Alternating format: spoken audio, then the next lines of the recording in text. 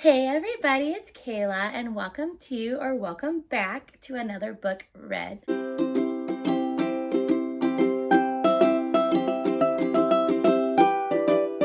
Today's video is going to be a year wrap up.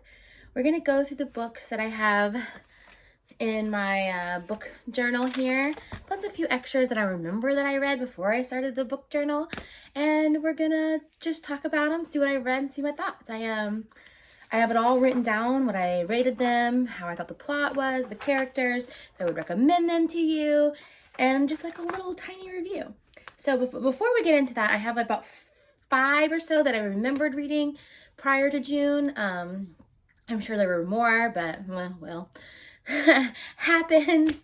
So the first one that I have here is The Duke and I, the Bridgerton series by Julia Quinn. Loved it. So good. I watched the show on Netflix, found the book. The book is better. The show's good, but the book is better. So, I mean, that says that a lot. You get what I meant. So the second one is Black Ice by Becca Fitzpatrick. And I'm not gonna lie, this one I was a little like meh about in the beginning, but I mean I did plow through it. So and I actually have been thinking about rereading it. So if that says anything, the book was good. And I mean I'm sure you would guess how I feel about this book. Salt to the Sea by Ruda Sepetys. I always say Ruda Sepetys. Close. Phenomenal read. I also read The Tattooist of Auschwitz this year by Heather Morris. This book, I cried almost the entire story. Like, oh, so good. So good. I also read the first book in Outlander by Diana Gabaldon. I mean, it's there. You understand. I want to say I'll read the rest of the series, but I will eventually at least give it a shot. I also read Cruel by Jennifer Albin, and I actually would like to read the next books. I found this at Mr. K's like randomly, and it was really good if I remember correct. Yes, I do remember correctly, and it was really good. And then I think we all know how I feel about The Grace Year. No, actually, this starts my June. Hold on. Pause. We can open it. We can open our book. I'm doing good, I swear. I've got to sneeze. Bless me. I have my window open, and my allergies are like, hey, how you doing? I'm a double sneezer, so it's coming again. We're good. Okay, so the first book that I actually read and recorded about my thoughts was A Quart of Thorns and Roses by Sarah J. Maas, and I gave it 5 stars out of 5. With a plot out of 5, the characters out of 5, and then I would recommend. Did y'all want to hear my thoughts? I feel like that could take a while. My thoughts are kind of jumbled. But I don't have my physical copy of A Quart of Thorns and Roses because my mom has it. So the second book that I read in June was The Grace Year by Kim Liggett. Probably Liggett. I rated it a 3, but I gave the plot a 4, the characters a 5. And I did say I would recommend. I kind of feel like I go back and forth on the recommend of this book. I feel like it was a good story. Like the plot was so good. The idea behind the book was so good, but there was a lot left to be imagined. So the next one I read is on my phone, so it doesn't have like a book cover or anything, and it's The Legend of the Key Ancient Guardians by S.L. Morgan, and it's one of these ones that I picked up on BookBub for free, and I give it 4 stars, and I do recommend it. It was really good, and I think I've read the second one in the series. The second one is good as well. All right, so now we are moving in to July, and you know what? Maybe we should do this. My July TBR planned was Bridgerton number 2, Bridgerton number 3, A Quart of Mist and Fury, and From Blood and Ash. So we will see if I got the 4 of those read in July. So the first book I read in July was The Viscount Who Loved Me, so Bridgerton number 2. I gave it 5 stars, 5 for plot and character, and I do recommend. Julia Quinn's books are really good, and I cannot wait for the second season to come out because I do remember this book really well, and it was really good. Really liked the brother. More than I thought I would. So the second book I read was A Quart of Mist and Fury by Sarah J. Maas. 5 stars all around, with a highly recommend. I think you guys know how much I loved the Agatar series, so then the third book I read was Court of Wings and Ruin by Sarah J. Maas. Also 5 stars all around. And then I ended up reading another ebook on my phone called The Dark Prince. And I gave it 3 stars with a plot of 4, the characters of 4. But I do recommend. It was a really good book. I really did enjoy it. And it's probably like the second or third time I've read it on my phone. So if that says anything, it was good. So the next book I read, sorry, I have them all like stacked up here in order, was Tokyo Ever After by Amico Jean. And I gave it a 3 star, and I still kind of stand by it. I wanted this to be really good because the location was amazing. You know, getting to learn about, you know, her culture and her heritage was really cool. But I don't feel like she kind of explained it enough. Like, she just kind of said something and then like left you to guess of what it was. Like, I had to Google a lot, which is like fine, but also not like great. And I did say her writing style was different. And that I still didn't feel like the characters were like fully well-rounded. I don't know. Like I said, it's been since July since I read it, so maybe I would feel differently now. So my August TBR was People We Meet on Vacation, From Blood and Ash, Throne of Glass, A Court of Frost and Starlight. But the first book I read was The Deal by Elle Kennedy, so not even on my TBR for the month of August was The Deal by Elle Kennedy. I gave it a 4 star, which seems weird to me considering I put it in one of my top books of the year. I think I was just feeling like I was 5 starring everything and needed to bring it down a notch. It's really weird. Interesting here.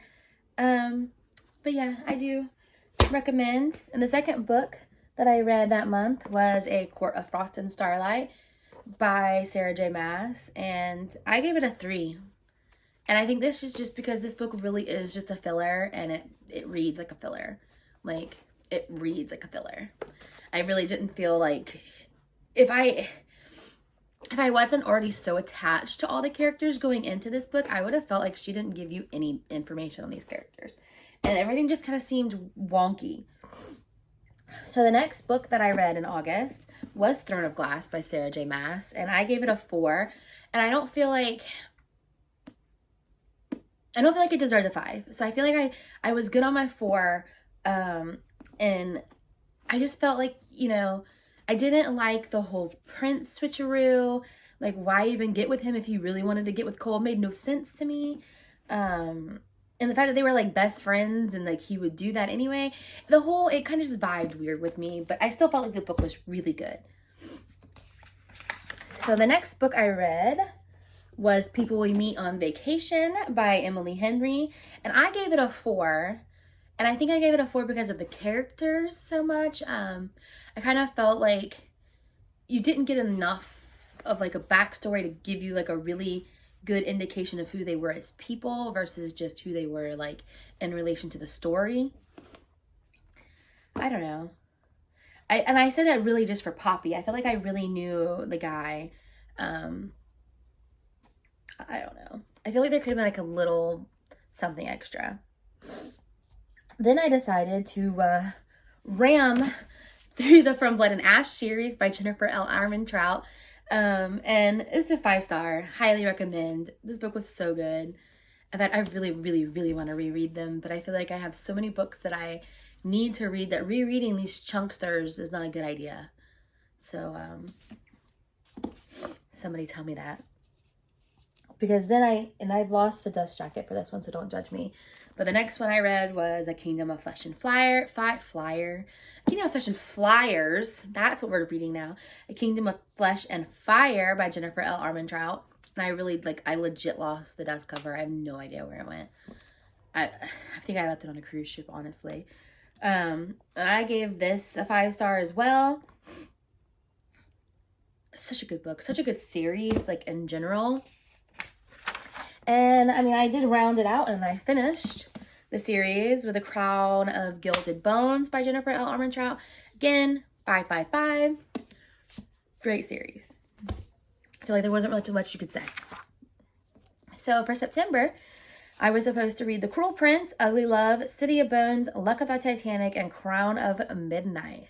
So, if that tells you anything, you know I haven't read at least 2 of 3 of those books if you watched my last video. I was just really like in September. Nope. So the first book I read was Court of Silver Flames by Sarah J. Maas. And I love Nesta. I know everybody else is like, I don't like Nesta. I love Nesta. I love her so much. I have so much love for Nesta. And Cassian was my favorite from the beginning. Like, outside, God, it's so hard because Azriel, but I just like Cassian's, like, silly sense of humor, and that's, like, the kind of guy, like, I usually go for, like, you gotta be funny, and I feel like Cassian, like, hits that nail on the head, like, he's funny, and so, I really like Cassian, and I really like Nesta, man. She may be a bit of a biatch, but the girl, like, at least she is who she is, you know, she owns it. I still feel like Elaine's hiding something. She ain't all happy and joyful and just wanting to play with her plants all the time. Anyway, I digress because I could talk about how much Elaine annoys me for hours. So hold on, this one's real loud, real low, real low, real low. The next one I read was Ugly Love by Colleen Hoover. Oh my God. So 5 stars, 555, recommend, read it. Read it. So good. I love a good book. So the next one I read, it was on my Kindle. It's called The Upside of Falling by Alex Light. And I gave it a 2-star with 2 for plot, 3 for characters. And I do not recommend. And I really didn't. And I think I wrote in here that it seemed like it was like very similar to the plot of To All the Boys, you know, that you love or whatever. And it was just not good. I think I finished it. Hold, please. Okay, we're back. I think I finished it, but I did not enjoy it in the slightest. I had to get my Chick-fil-A fix in today. Today's Friday, so Christmas Eve. And, you know, if you don't know, you do now that Chick-fil-A is closed tomorrow and Sunday. And if I don't have Chick-fil-A for like 2 days, it could be scary. A little Chick-fil-A breakfast. Get the juices flowing. Again, on my Kindle, I read Finding His Mark by Brittany, Sahin. And I gave it a 3-star, 4 for plot, 4 for characters. And I did say I would recommend it. The one thing I wrote in here that I like really do remember is I felt like you were reading it, like you would skip to the next chapter. And I felt like I needed to go back. Like my Kindle had messed up and glitched and we had skipped ahead like 4 chapters. But I did like it. I couldn't quite see where it was going until we got to where we were going. So it was good. And then, apparently I put these out of order. But the next one I read was Crown of Midnight by Sarah J. Maas. And I gave this one a 5-star. So I obviously liked this one better than I liked Throne of Glass. I felt like it was better because you weren't having the whole, I like the prince, I like Cole, I'm gonna date the prince and then date Cole part. I did cry through parts of this, through a lot of parts of, like, not a lot, just a couple of parts of this, which I like a good book that can bring emotions out. All right. So then we're moving in to October, which I was supposed to read These Hollow Vows. Again, Luck of the Titanic, The Mistake, American Royals, Lovely War, and Better Together. I did start These Hollow Vows, and I have not mentioned this, but I had just, like, I think I had actually just reread ACOTAR, and I was not, I feel like it was just a little too close, a little too much. I wasn't really in the mindset. So I actually didn't even write it down because I didn't want that to be the idea. Like, I didn't want that to be my, like, thought on These Hollow Vows. So I didn't even, like, include it in this. So the first one I have here is The Mistake by Elle Kennedy. And I love The Mistake. I gave it 5 stars, 555, recommend. I thought it was really good. I wrote here, I think even a little better than the first. I don't know. I find it hard. I feel like this one had a little more gripping of a backstory, a little more like, oof, but they were both good. The next one I have here is American Royals by Catherine McGee. I already took that to Mr. K's. I did not enjoy it at all. I was so mad with it and like how it ended, and then I gave it 3 stars, plot 3, characters 4, and I did not recommend. And I don't know.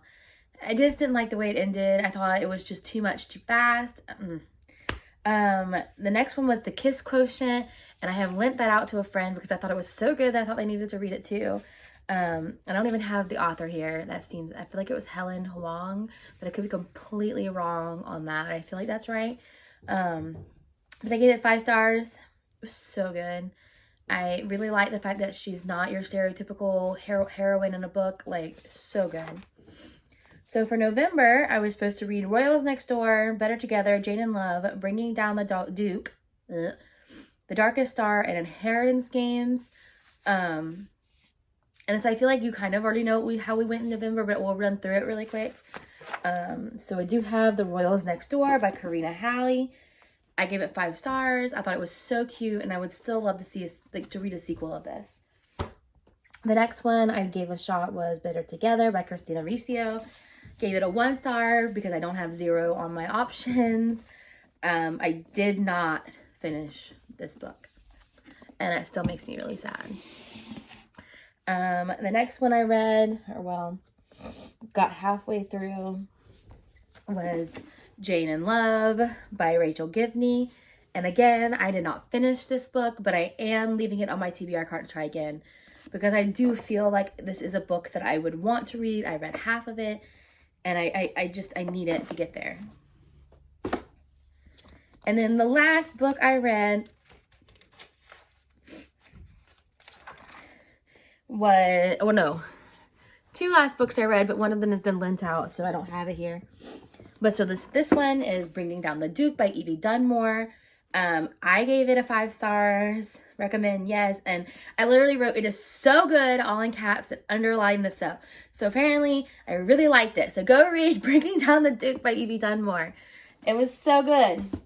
And then the last one that I read in November was The Inheritance Games by Jennifer Lynn Barnes, but I have also lent that one out. I gave it 5 stars, and I said hooked. And I really need to go buy, was it the Hawthorne Legacy? I figured out pretty quick that the guy that she's been playing chess with was his son that they thought died. I think he just didn't want to be part of the Hawthorne family anymore. But I thought that book was good. I feel like I got a little monotonous, but then, you felt like you really needed to get it to get monotonous. So, I don't know. I don't know. And then I know I read this one and I was in somewhere. I don't know where I saw it, so it's in here. But Welcome to Temptation by Jennifer Cruz. If you've watched any of my videos, you know I love a good Jennifer Cruz book, and this one is one of my favorites. It's a lot of like twists and turns and like really weird, like you're just like, why is that happening? I've read it like a couple of times and I had lost it, so I repurchased it at a used bookstore and I read it after I rebought it because why not? So that was today's video, and I hope everybody had a Merry Christmas, and a happy holiday, and that everyone's ready for their work week after Christmas.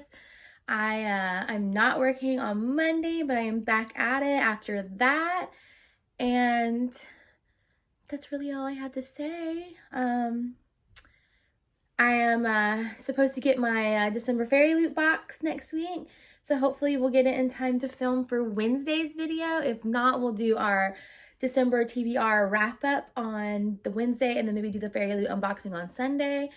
We'll see, even though I think that's technically like the 2nd. So, oh goodness, maybe we need to do like, maybe y'all are gonna get an extra video next week and y'all just don't know it.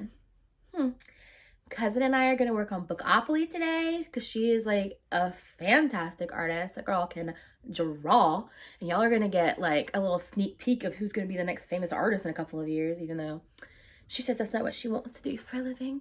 She wants to be a CSI investigator or something in that nature. So we'll see. We'll see. She might do both. Maybe she'll just draw bodies for people. Who knows? We'll see. Because she's too gifted to give it up. Maybe she'll do both. I don't know. Either way, I'm now rambling. So I will see you guys in the next one.